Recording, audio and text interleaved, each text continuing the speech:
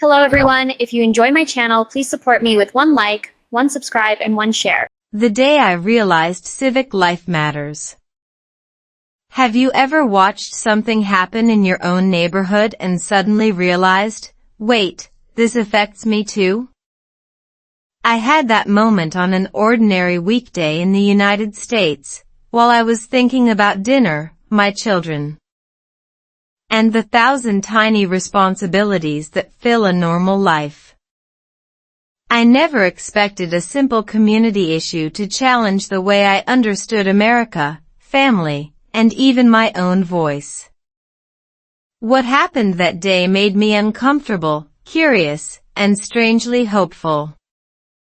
And before this story ends, you will understand why one small civic moment became one of the most personal lessons of my life. I remember the afternoon clearly.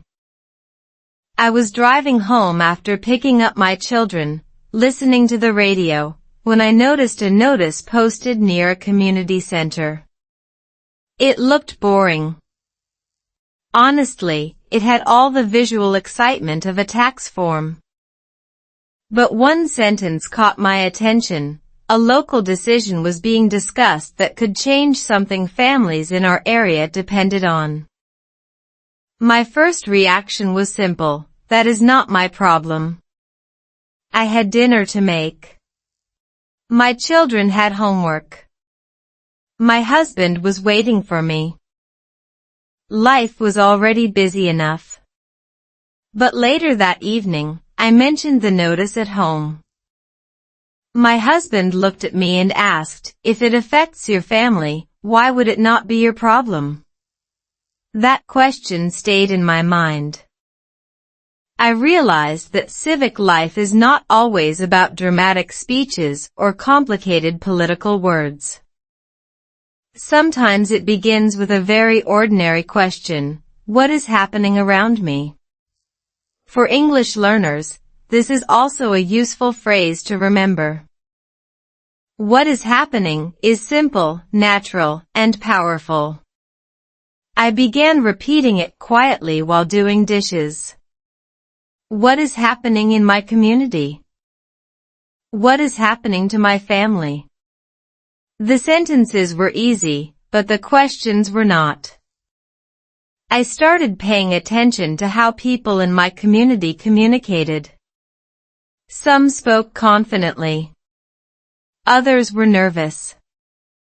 Some disagreed loudly, while others listened carefully. I noticed something important: you do not need perfect English to have a voice. You need the courage to speak clearly, ask questions, and listen. That realization changed me more than I expected. The next morning, I decided to attend a community meeting. I thought I would simply sit in the back, listen, and go home. I was wrong. Because when my name was called, the room became completely silent, and the first question they asked me was not what I expected. A small problem became personal. I thought I could walk into that community meeting, sit quietly in the back, and disappear before anyone noticed me. Instead, within minutes, I was holding a notebook with shaking hands, listening to people discuss a decision that suddenly felt much closer to my family than I had imagined. One woman mentioned the children. Another talked about working parents. Then someone said, we need to hear from families who are actually affected. My heart started beating faster.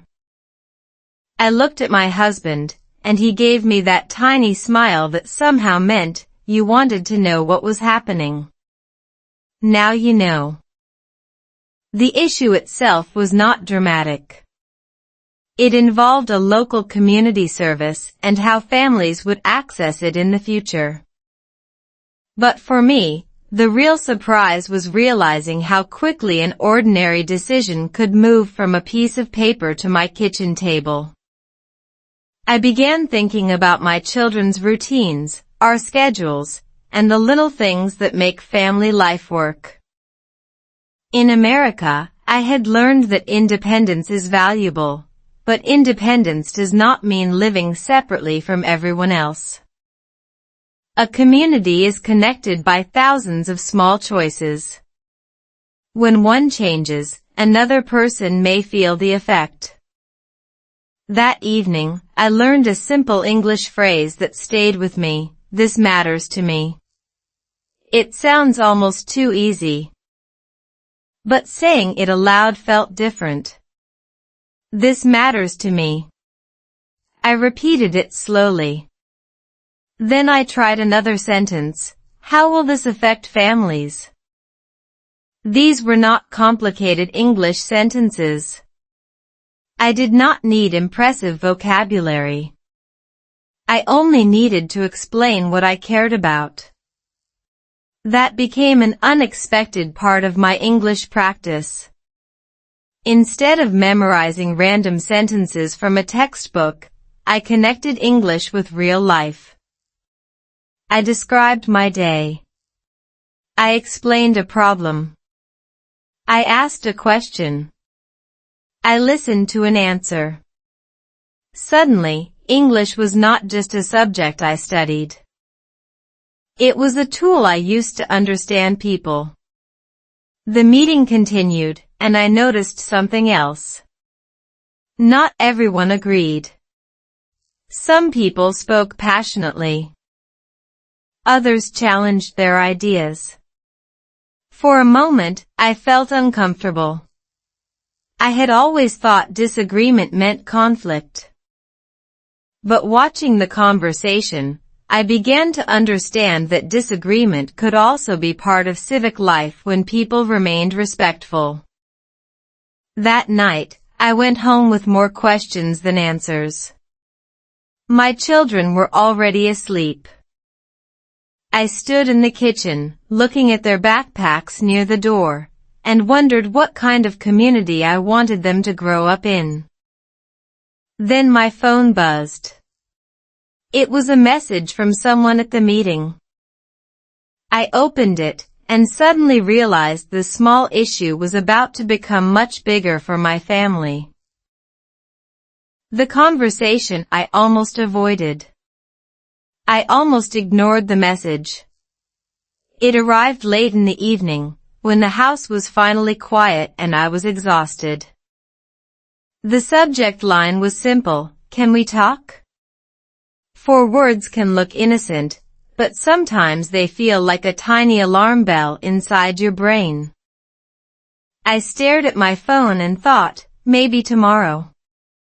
But something told me that avoiding the conversation would only make me more anxious.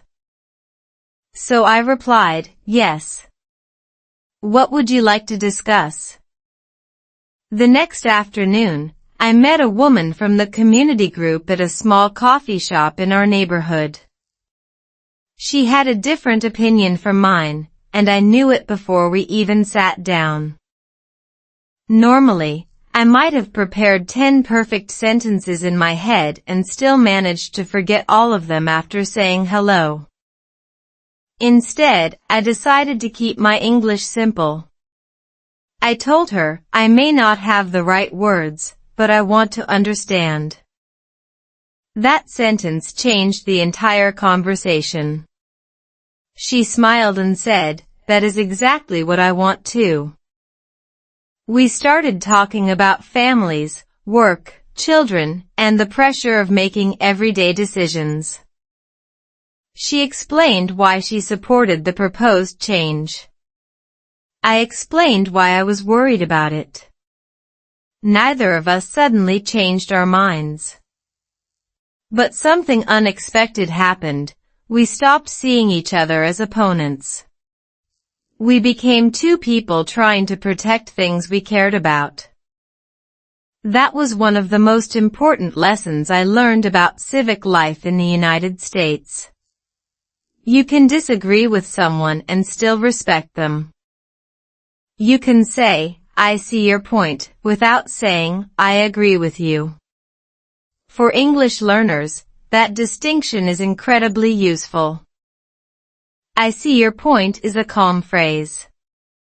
It gives you time to listen without surrendering your own opinion. I practiced it later with my husband, who immediately laughed and said, "So, are you practicing English on me now?" I laughed too. "Yes," I said. "And you are my free conversation partner." He raised his coffee cup and said, "My salary for this job is more coffee." That small joke made the whole experience feel lighter. But underneath the humor, something inside me was changing. I was becoming less afraid of speaking. I was also becoming more willing to participate in conversations that mattered. The meeting had taught me that civic responsibility was not about being the loudest person in the room. Sometimes it was simply having the courage to show up, listen carefully, and say one honest sentence. I thought that was the hardest lesson. I was wrong. 2 days later, another meeting was announced, and this time my husband received an invitation too. The message contained one sentence that made both of us stop talking. Your family's situation may be directly affected.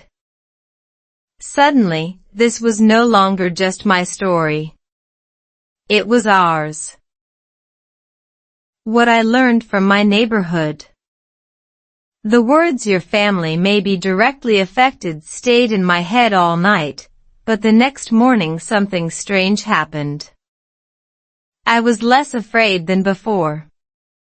Maybe because fear becomes smaller when you finally decide to look at it.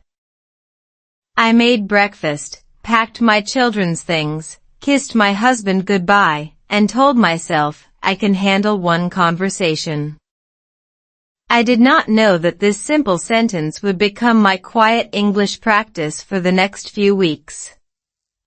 When I arrived at the next community meeting, I noticed something I had missed before. The room was not just a room full of people talking about rules and services. It was a collection of everyday lives. There was an older man who had lived in the neighborhood for decades. There was a young mother holding a baby. There was a teacher who kept checking her phone because she needed to pick up her child. There were workers arriving straight from their jobs. Everyone had a different story, but everyone had something at stake. That changed the way I listened. Before, I listened for arguments. Now, I listened for people. One neighbor explained how a small change could make her work schedule much harder. Another person described why the same change might help others. I suddenly understood something important about American community life. There is rarely one perfect answer that makes everyone happy. Real life is messier than that. My English learning became part of this experience in a surprisingly natural way. I wrote down simple phrases I heard. I understand your concern. Can you explain that? What happens next? How does this affect families? These sentences were not fancy. They were useful. I repeated them quietly while driving, cooking, and walking through the grocery store. Instead of studying English for an imaginary conversation, I was preparing for conversations I might actually have. Researchers often describe this kind of learning as meaningful practice because information connected to real experiences can become easier to remember. I could feel that difference myself. When I learned a sentence from a vocabulary list, I sometimes forgot it. When I used the sentence to solve a real problem, it stayed with me. Then something unexpectedly funny happened. During the meeting, a man spoke for several minutes using complicated words. I understood almost nothing. My brain basically packed a suitcase and left the room. But then another woman summarized his point in one simple sentence, and suddenly everything became clear. I realized that communication is not a competition to use the biggest words. Clear English can be stronger than complicated English. By the end of the meeting, I felt calmer. I had not solved everything, but I had learned how my neighborhood worked, how people disagreed, and how ordinary voices could matter. Then my daughter asked me a question that completely changed the meaning of that evening. Mom, are we helping our community too? I looked at her, and for the first time, I understood that my children were watching more closely than I realized. When my family needed the community. I thought I was teaching my children about responsibility, but that evening I discovered they were teaching me something too. My daughter's question, are we helping our community too? Followed me through dinner, homework, and bedtime. I kept thinking about how easy it is to teach children big words like kindness, responsibility, and respect, while forgetting to show them what those words look like in ordinary life. A few days later, our family had a small problem that tested that idea. Nothing dramatic happened. No movie soundtrack started playing in the background. It was simply one of those exhausting evenings when schedules collide, work runs late, and everyone suddenly needs something at the same time. My husband was delayed, my children had different activities, and I realized I could not manage everything alone. Normally, I would have tried. I was very good at trying. Trying was practically my Olympic sport. But this time, I called a neighbor and asked if she could help with one small task. She immediately said yes. I felt relieved, but also strangely embarrassed. Then she laughed and said, "That is what neighbors are for." That sentence stayed with me. I had been thinking about civic life as something connected to meetings, community decisions, and public responsibilities. Now I saw another side. Civic life can also appear in a driveway, a school hallway, a shared meal, or a simple phone call when someone needs help. My English practice became even more personal. I learned to say, "Could you help me?" without feeling ashamed. I practiced, "I appreciate your help." And I discovered how powerful the simple sentence, "Let me help you," can sound when someone genuinely means it. These phrases helped me communicate, but they also changed my attitude. Asking for help did not make me weaker. It allowed another person to contribute.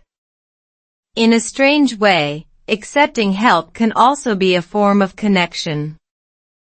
That lesson became especially important in my marriage. My husband had always been supportive, but I sometimes tried to protect him from my worries.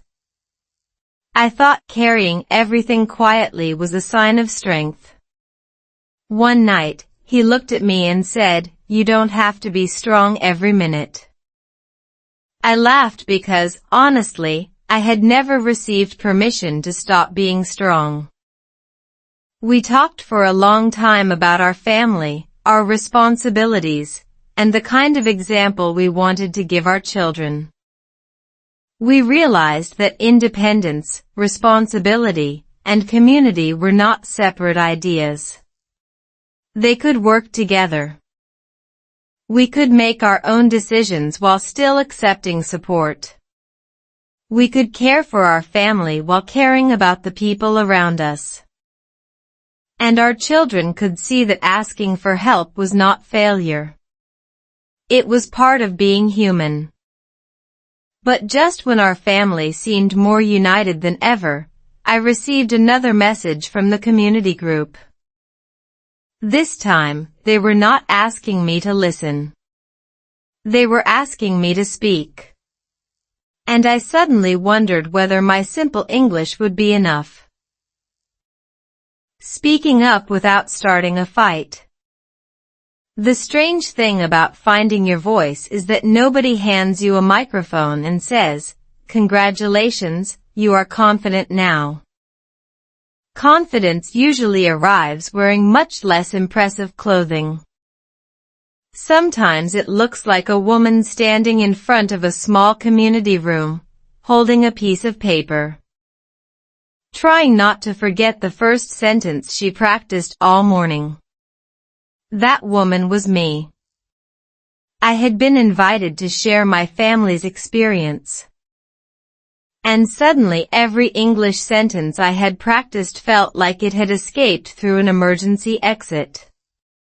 I looked at my notes. 3 simple words were underlined: speak clearly, listen carefully. I took a breath and began. I am here because this matters to my family. My voice sounded quieter than I wanted, but it was steady. I explained what we had experienced, what concerned me, and what I hoped the community would consider. I did not use complicated vocabulary. I did not try to sound impressive. I simply told the truth as clearly as I could. Then someone disagreed. For a second, my stomach tightened. The old version of me wanted to defend every sentence immediately. But I remembered the woman from the coffee shop and her calm words, "I want to understand." So I listened. Then I said, "I understand your point, but I have a different concern." That sentence felt like a small bridge. It allowed disagreement without turning the conversation into a fight. This became one of the most valuable English speaking lessons I had ever learned. Fluency is not always about speaking fast. Sometimes fluency means having enough simple language to stay calm when the conversation becomes difficult. I understand. Can you explain? I have a different concern. Let me think about that. These phrases gave me space to think. They helped me stay respectful without becoming silent. After the meeting, an older neighbor came over and said, "You spoke from experience." People remember that. I thanked him, and something inside me clicked. I had spent so much time worrying about whether my English was perfect that I had forgotten the real purpose of language: connection. My family noticed the change too. That night, my daughter asked, "Were you nervous?" I smiled and said, "Very." She looked surprised. "But you still spoke?" "Yes." She thought for a moment and replied, "Then maybe being brave means speaking while you are nervous." Children have a talent for delivering deep wisdom while wearing mismatched socks. I laughed, but her words stayed with me. I realized courage does not require the absence of fear. It requires action despite fear. From that day, I began practicing English differently. I stopped asking, "Can I speak perfectly?" and started asking, "Can I communicate clearly?" That small change removed enormous pressure. Yet the most difficult moment was still waiting for me. A decision was coming, and this time, my family had to choose whether to remain quiet or take one final step that could change everything. The mistake that changed my perspective. I used to think mistakes were embarrassing little monsters that should be hidden as quickly as possible.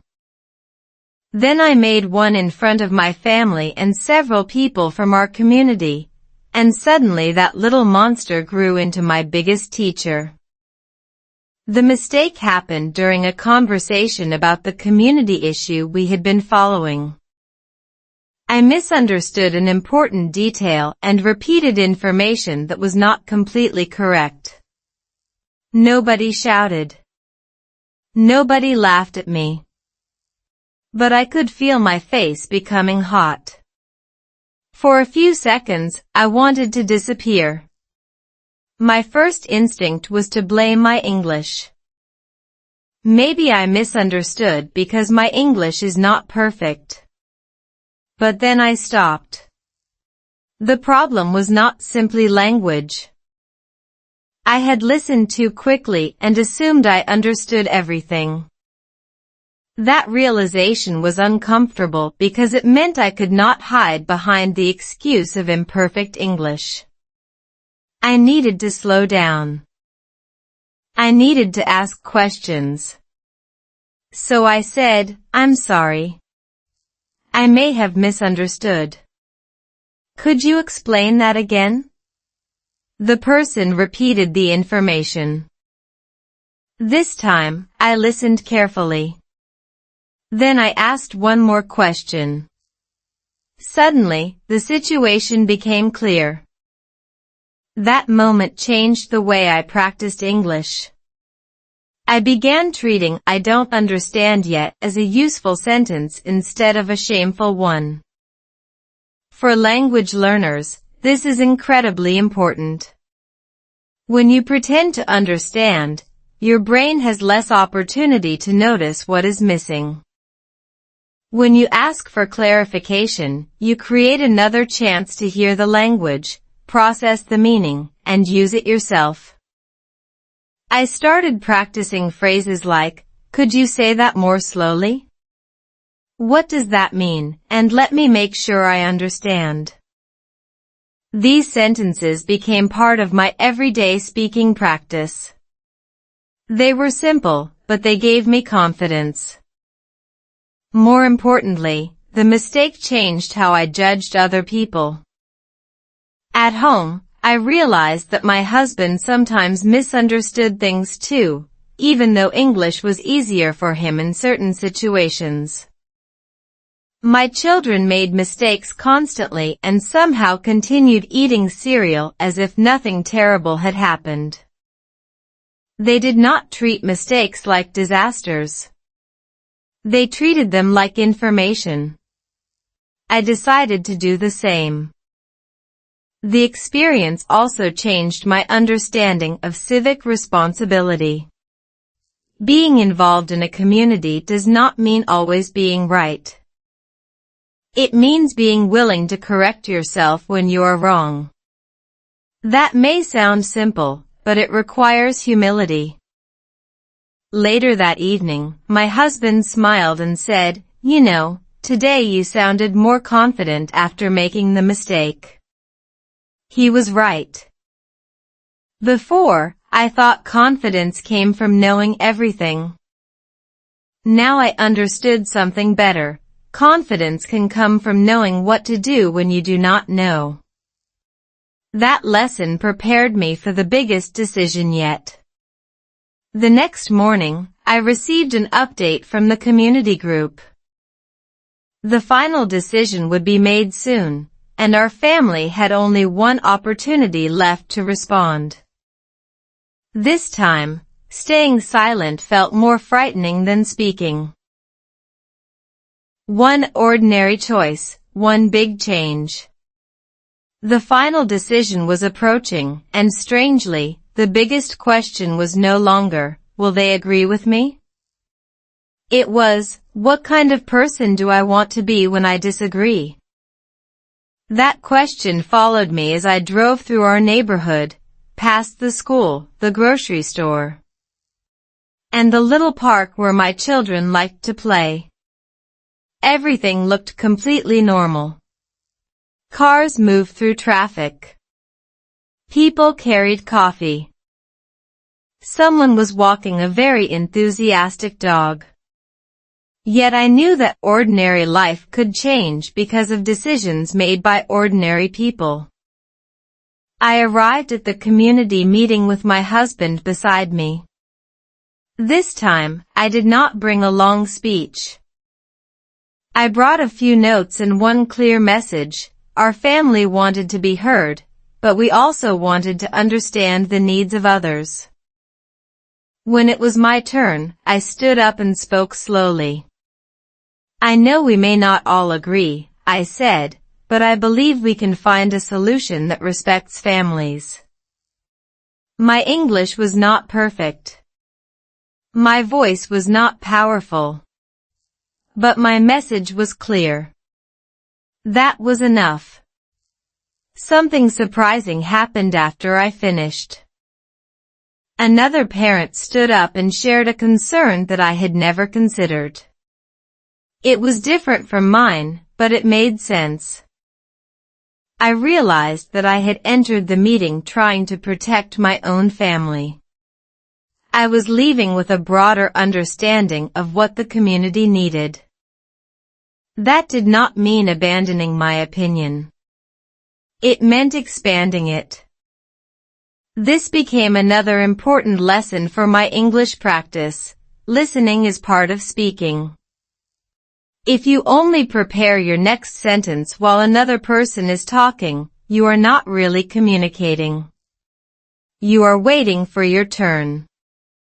So I practiced listening for meaning, not just vocabulary. I paid attention to tone, examples, and emotion. Sometimes I understood every word. Sometimes I understood only the main idea. Either way, I stayed present. Psychology often emphasizes the value of active listening because it can improve understanding and reduce unnecessary conflict.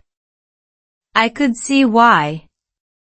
When people feel heard, they often become less defensive. The meeting continued for a long time, and eventually the decision was announced. It was not exactly what I had hoped for. Part of the proposal changed, but not everything. My husband looked at me, expecting disappointment. I was surprised to discover that I was not angry. I felt peaceful. We had participated.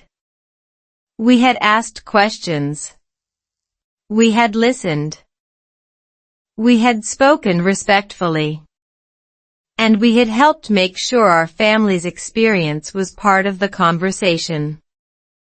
On the drive home, my daughter asked, "Did we win?"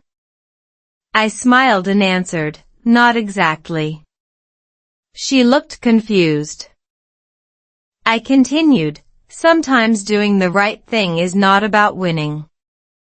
She became quiet for a moment, then said, "So why did you go?" I looked at her in the rearview mirror and realized that she had just asked the question that would define the rest of my story.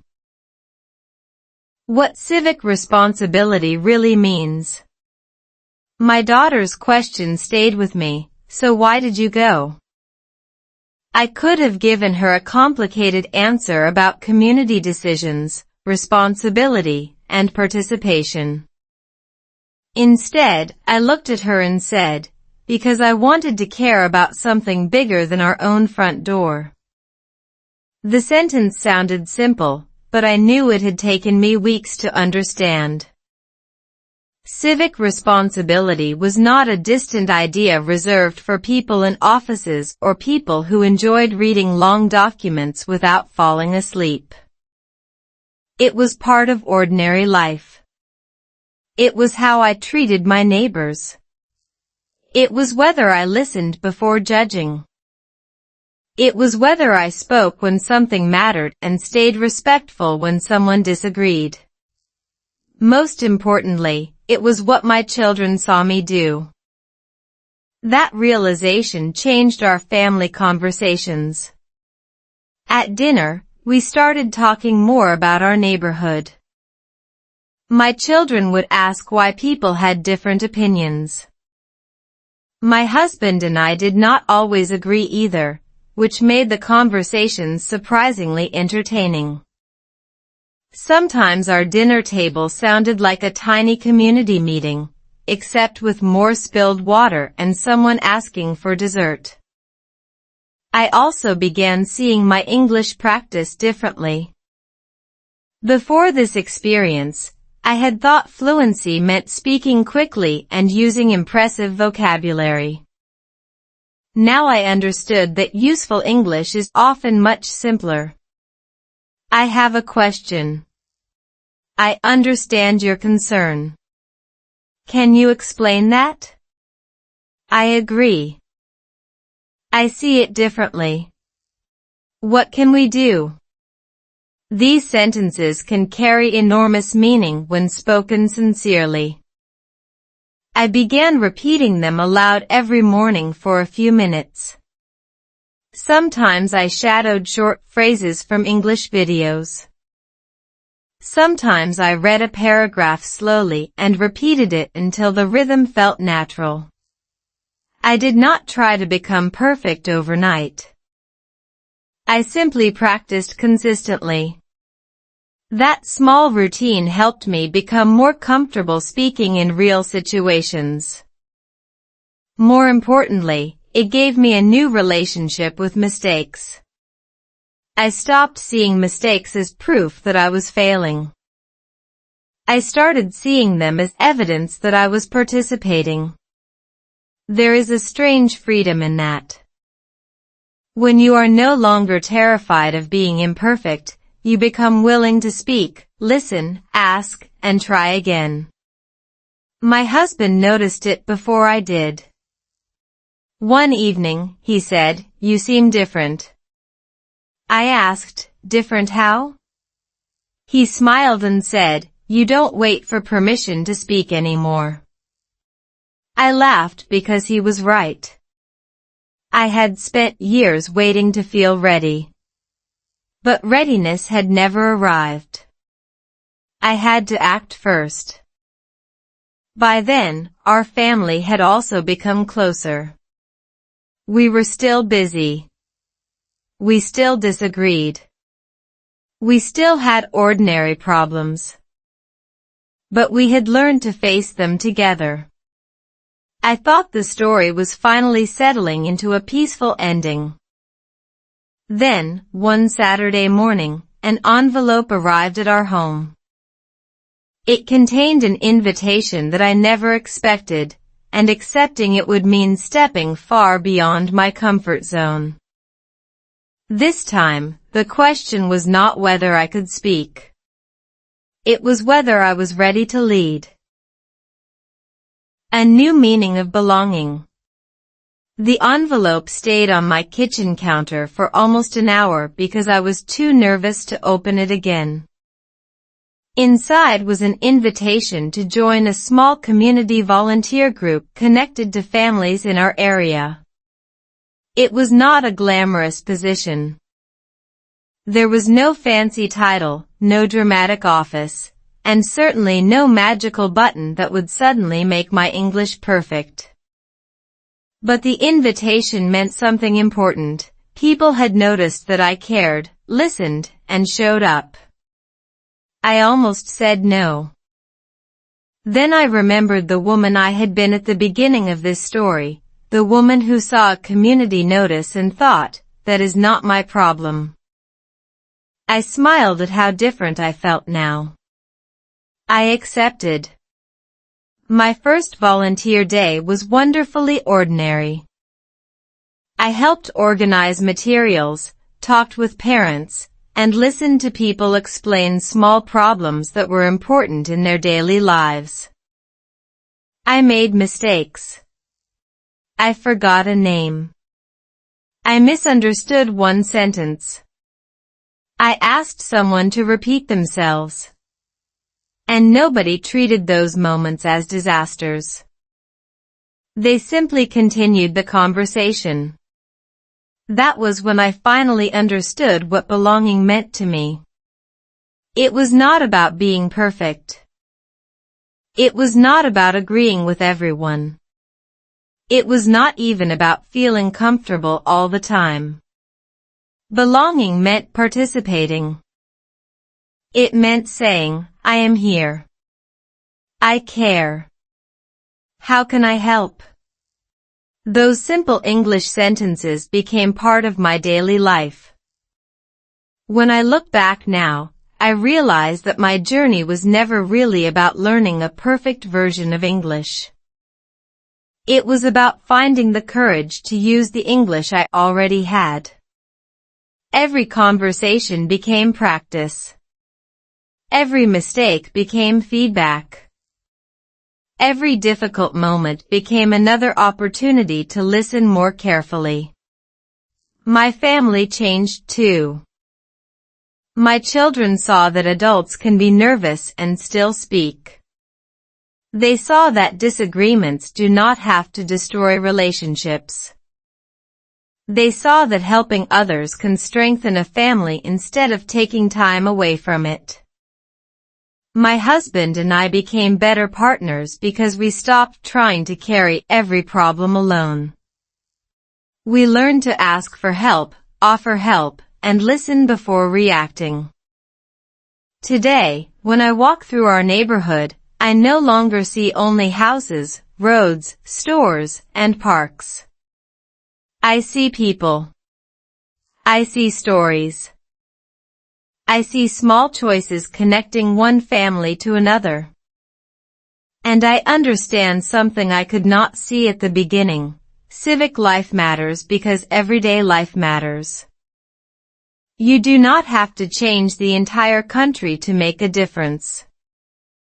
Sometimes you only need to notice one problem, ask one honest question, help one person, or speak one simple sentence.